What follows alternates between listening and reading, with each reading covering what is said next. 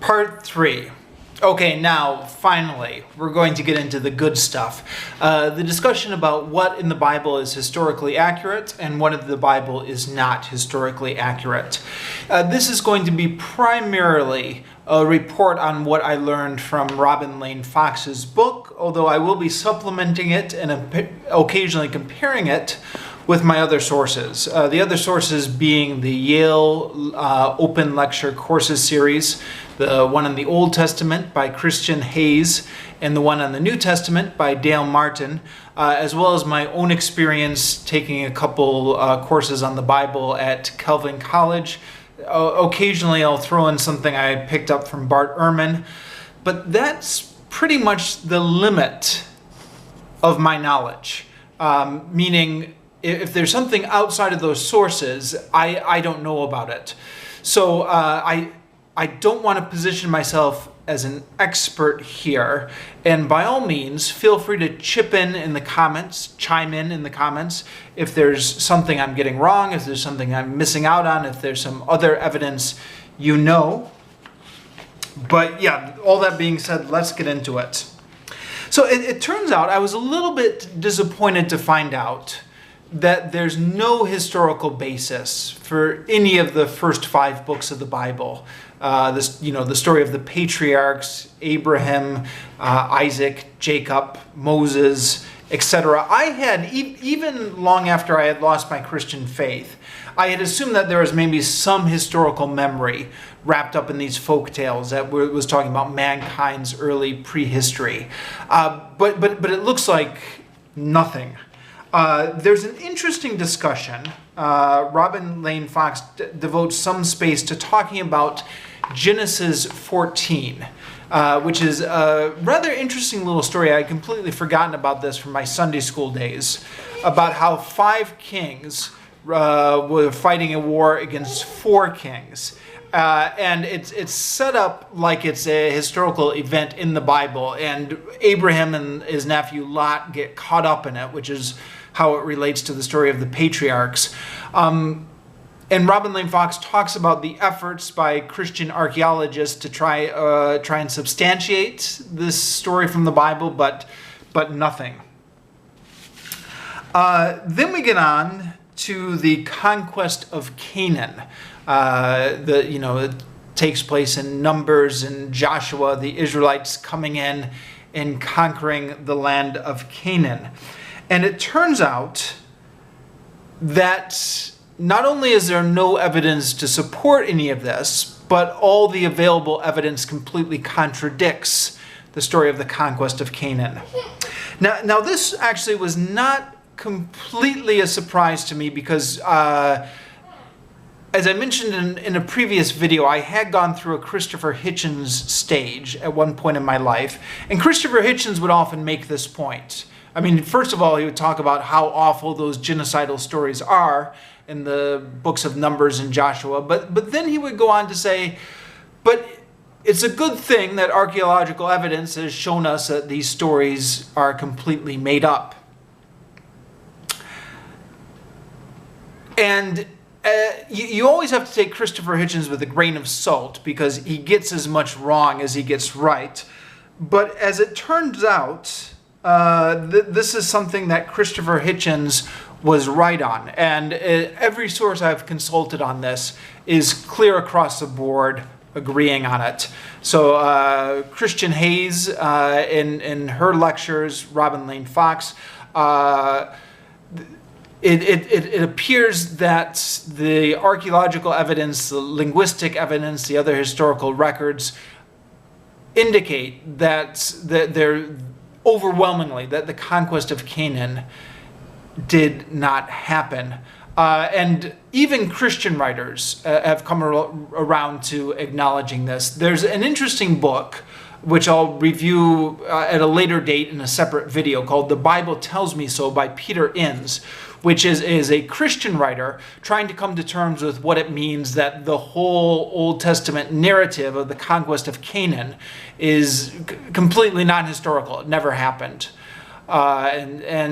His book was picked up by popular evangelical blogger Rachel Held Evans who also endorsed his view that you could still be a Christian and come to terms with the fact that the large parts of the historical narrative are completely fabricated, such as the Conquest of Canaan. I didn't find their arguments convincing, to be honest. I never quite was able to square that circle myself about how the Bible could be an inspired work of God and God's truth, and yet most of it never happened. But that's a theological issue or a matter of personal faith that everybody will have to make up their own minds against ultimately. What's of more interest to me for this discussion is where these stories came from in the first place, if they're not actually true. Because to me, this seems like an interesting question. When I first started to lose my Christian faith, or when I first started to become skeptical of the Bible, you read these stories about how the invading Israelite army comes into the land of Canaan and believes they have a mandate from God to kill everyone. And you think to yourself, I can see historical parallels to this, right? The Anglos and the Saxons wiping out Roman Britain, the Vikings on their raids, the Europeans coming to America and wiping out the native populations there, or in Australia. There are historical precedents for invading armies coming in and wiping out the local inhabitants. And it's all too easy to imagine that some sort of genocide or replacement of ethnic people did happen on this scale. And then afterwards, the invading armies needed something to solve their conscience, they needed some sort of justification for what they did. And so then comes the story of, well, God told us to do it. God commanded us to kill all the little babies in the land of Canaan. What could we do? It was a divine order. That seems to be the way that a story like this could have originated if you were just looking at the story and using common sense.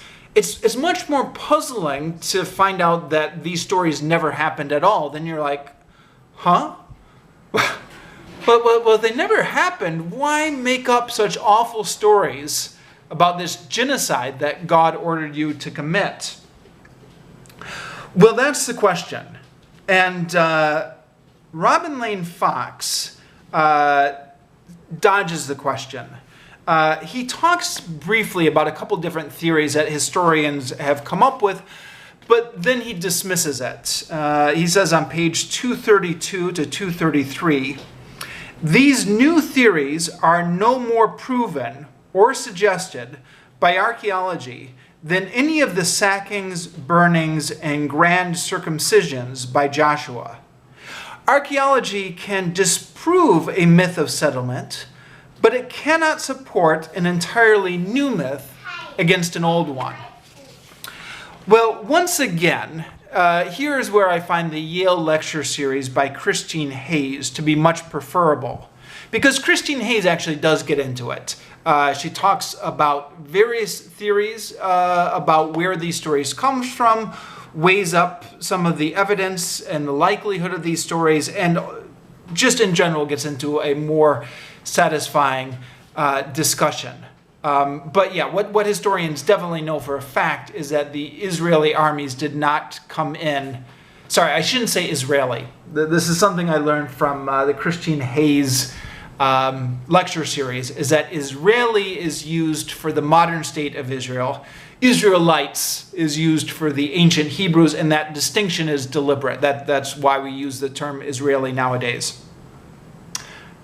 Okay, so the Israelites did not come in as a conquering army for Canaan. There's no archaeological evidence to support it. The archaeological evidence contradicts it. The linguistic evidence looks like Hebrew is just a dialect of Canaan. The cultural evidence looks like the Jews emerged as a community from within Canaan, etc.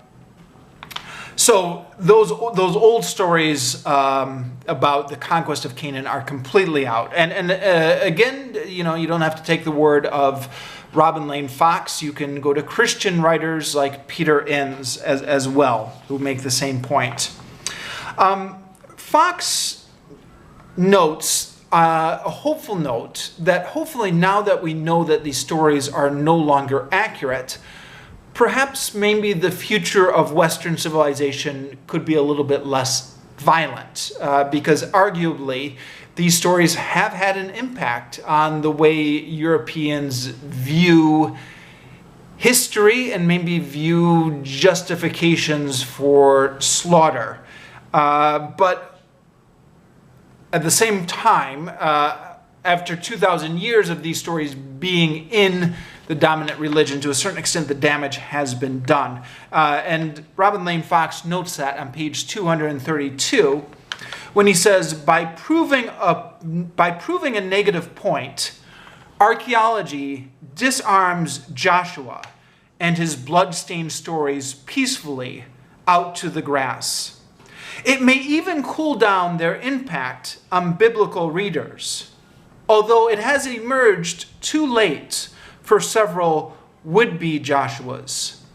Oliver Cromwell, above all, who took Joshua as his model in the lethal campaign against Ireland's Catholics.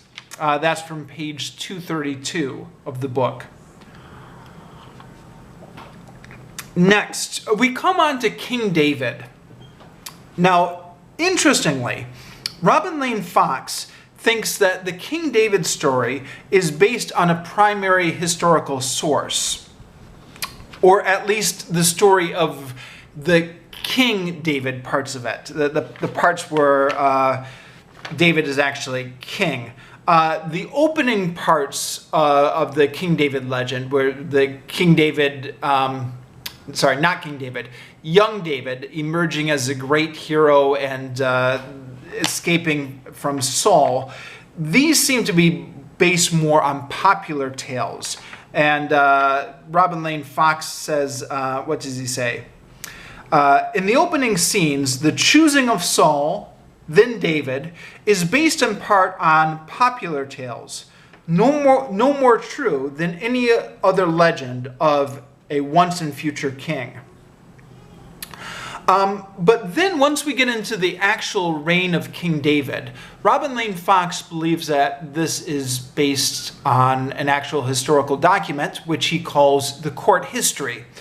And a little bit of investigation into this shows that, again, he's on good scholarship grounds here, meaning this does seem to be the consensus view. There's something that's either called the court history, meaning a history of the court of King David, or sometimes it's called the succession narrative, because the story of King David in 2 Samuel is in many ways the story of his son struggling to see who is going to succeed him. So that is why it's sometimes called the succession narrative. Now Fox writes, this section of the royal narrative is unlike any other. It contains no miracles, but is full of intrigues and devious tricks. Women are prominent in the action. It reports the private dialogues of persons of high rank, and it tells an interconnected story from the wars against Ammon to the affair of David and Bathsheba, the deaths of 2 of David's sons, and the maneuvers to succeed to his throne. During these 20 years or so of David's reign, the main focus is on events at court among David's friends and enemies. As a result, Dee's source, this is D as in the JEPD theory, that D is one of the sources of the Old Testament narrative. Dee's source for these chapters has been ascribed as a court history, the work of a near contemporary with access to court secrets. The scope, nature, and date of this source are naturally strongly contested. we have to infer them. But there is no mistaking its difference of tone. Its picture of King David is not unduly flattering. He commits adultery with Bathsheba and kills off her husband, Uriah. On the strength of it, this source has been classed as an anti-history and dated late during the exile in reaction to others' idealizing of David, the head of the royal messianic line. Yet, there is no trace anywhere else of such anti-history. The later our sources, the more they idealize David the king. Rather, the work's detail, tone, and focus points to a text which was written much earlier. How else did the author know so much court detail and geography and tell it relatively straight? So that's from page 188 of Robin Lane Fox's book. To paraphrase slightly the argument I believe Robin Lane Fox is making here, King David, throughout the Bible and throughout all the later prophets, is idealized as a sort of messianic figure or this golden age of Israel. When you read the Old Testament prophets, or for that matter, when you read the New Testament, they're always looking back at King David as being some sort of golden age figure, the best king of Israel. And yet, when you actually read the stories of King David, and again, David as king, not the early David, but the David as king, in 2 Samuel, his reign as it's presented in 2 Samuel is something of a train wreck. He can't control his own sons. He can't control his own people. There are a couple different revolts against him, not even connected to his sons. It looks like the people of Israel are not overly happy with his reign. They're eager to throw him off. There's civil wars going on. David is presented as being weak and indecisive. He doesn't know what to do. His general Joab has to go in and chastise him or make his decisions for him. He's presented as being immoral, the whole story of David and Bathsheba, even though he does repent from that. It's an interesting contrast between the actual reign of King David and how King David's reign seems to be idealized elsewhere in the Bible. So the two competing theories, which Robin Lane Fox mentioned, is one is that this is an anti-history that was written later as a challenge against the Messianic view. Or Robin Lane Fox is of the opinion that this is an older document. This was a court history written by somebody who actually had access to the inner goings-on of the court and wrote it down before King David was later mythologized. And it is noticeable, Christine Hayes makes a similar point, that there's a very different tone in 2 Samuel than in the rest of the Bible. And in particular, what you call the Yahweh polemic has temporarily seems to have been dropped, right? So the theme throughout Judges, right, is the good rulers worship Yahweh, the bad rulers worship Baal. You worship Yahweh, you get rewarded. You worship Baal, you get punished. And it's a very simple polemic which is going on through Judges and which picks up again after the reign of King David with 1st and 2nd Kings. But during the reign of King David itself, this polemic seems to get dropped for the whole book of 2 Samuel, and instead we're in a largely amoral world where it's not quite, it is clear that, at least the way that the writer has framed it, King David is being punished for his adultery with Bathsheba, and that's the explanation for why his household falls apart. But, it's not clear what's Joab doing. Is he one of the good guys or is he the bad guys? What's the name of David's son that tries to seize the throne after he dies? Agiana. Sorry, my Sunday school days were a long way behind me. But it doesn't seem to have anything to do with being a faithful follower of Yahweh. It just seems to be an opportunistic grab for the throne between Solomon and David's other son. And Joab actually supports David's other son. So it's just a very interesting difference in tone, which did confuse me as a kid, actually. I mean, I remember talking to my teacher about Joab and being like, okay, so, at the end, King Solomon executes him, but was he a good guy? Or the good or bad guys are mixed during the court history of King David. So, yeah, it's interesting, I guess, is what I want to say. And perhaps it does actually come from a contemporary source, as Robin Lane Fox thinks, and other people think so as well, although there seems to be a lot of speculation in this field. The other thing, this is a little bit of a digression, but I find this interesting. Christine Hayes, in her lectures on King David, says that in the beginning of 1 Samuel, everything happens twice. So Saul is anointed twice, Saul loses God's favor twice, King David is anointed twice, he's presented before Saul twice. David finds Saul sleeping out in his camp and spares his life twice. All these events happen twice. Now, which indicates that there's at least a couple different sources that are being drawn upon and put together to create this narrative.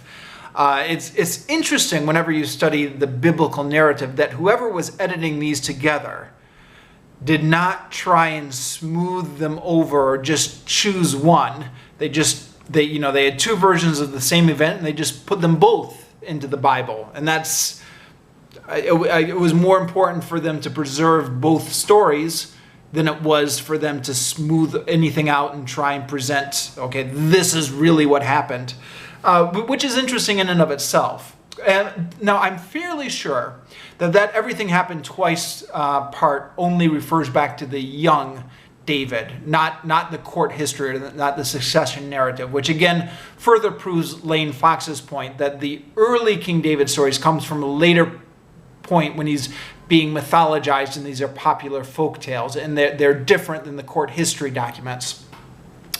But the other thing that I found really interesting is Christine Hayes says Goliath was even killed twice. And I was listening to the lectures and I thought, I don't remember that. I mean, I remember all these other events happening twice, but I don't remember Goliath being killed twice. So, you go on to Google, and it turns out that Goliath does get killed twice at the end of 2 Samuel. 2 Samuel 17, maybe. So there's talk about King David and his men. It says one of the men of King David, whose name I don't remember, killed the giant Goliath of Gath, who had a spear that was as big as a weaver's loom. I don't know how big a weaver's loom was in antiquity, but I guess it must have been this massive spearhead that the giant had. And you go back and you look at Goliath as he's portrayed in the David and Goliath stories, and it's Goliath of Gath, who had a spear as big as a weaver's loom. So it's obviously the same person. And you've got one version where, the young David kills him. And you've got another version where David is king and one of his men kills him. And what scholars think happened here, if you Google this or look this up on Wikipedia, is the original story was that he got killed by David's men, whose name was Al-Rahin or something like that. I don't remember. And then later, when David was being mythologized, the whole once and future king thing, then that story got moved over to be part of the King David legend. And that's why it's the same description. Goliath of Gath with a spear as large as a weaver's loom. Now, in the book of Chronicles, they try and get around this continuity error by saying that, okay, it was the brother of Goliath of Gath that got killed by David's men later on. But I think everyone agrees, Christians, secularists, everybody, that the writer of Chronicles was using First and Second, was using Samuel and Kings as his base, and that Chronicles was simply a later reworking of that material. So the earliest historical version is that Goliath of Gath was killed by one of David's men in 2 Samuel. Although, be careful which translation you look at, because some translation, I discovered this with the NIV, some translations in the NIV will actually say in 2 Samuel, the brother of Goliath. But then you have to go to the footnote, and the footnote will actually say, in the actual Hebrew, it doesn't say the brother of. Apparently that's a later addition that has worked its way into the English translation, but was never in the original Hebrew. So that is completely outside of the scope of the Robin Lane Fox's book, but it's a digression I thought was interesting. And, well, that's what we're here for, isn't it? To get into these interesting discussions about the interesting,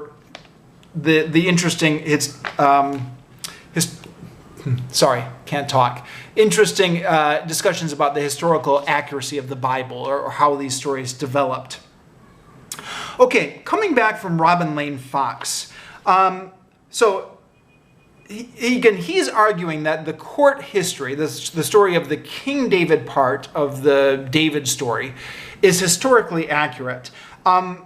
I found it somewhat disappointing in Fox's book that he doesn't bring any discussion about archaeology into this, because I think that could shed a light on something.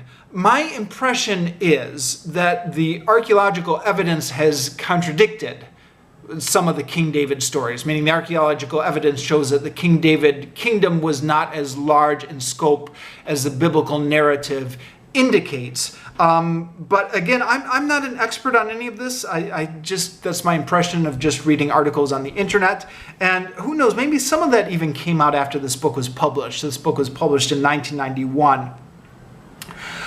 Fox's only argument seems to be that the King David story sounds like it's true, so it must be true. Which is an interesting argument. I'm not sure it's convincing. It certainly doesn't seem to me to warrant the level of certitude that Robin Lane Fox puts into it. It's an interesting hypothesis, but I don't know. It's interesting. You could maybe talk about the King Arthur stories as an interesting parallel, because the King Arthur story, King Arthur has an amazingly similar trajectory to King David. King Arthur also has a young and glorious boyhood, but then once he becomes king, he becomes weak and indecisive. He is not able to control his nephews and his sons, just like King David is not able to control his nephews and his sons. Of course, the King Arthur story was made during the Christian era. So, I don't know, was King Arthur actively patterned on the King David stories, or was that just a coincidence? I don't know.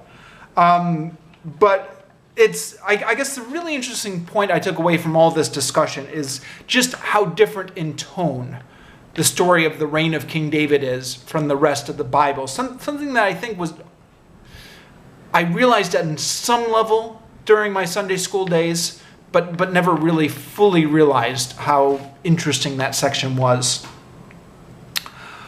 Okay, I'm going to have to break here because my camera's about to shut off. So we will pick up on after King David in the next video. Sorry, this is turning into quite a long discussion, but I'm interested in this stuff. And if you also find this stuff fascinating, then stick around for the rest of the discussion. And if not, catch you on the next video.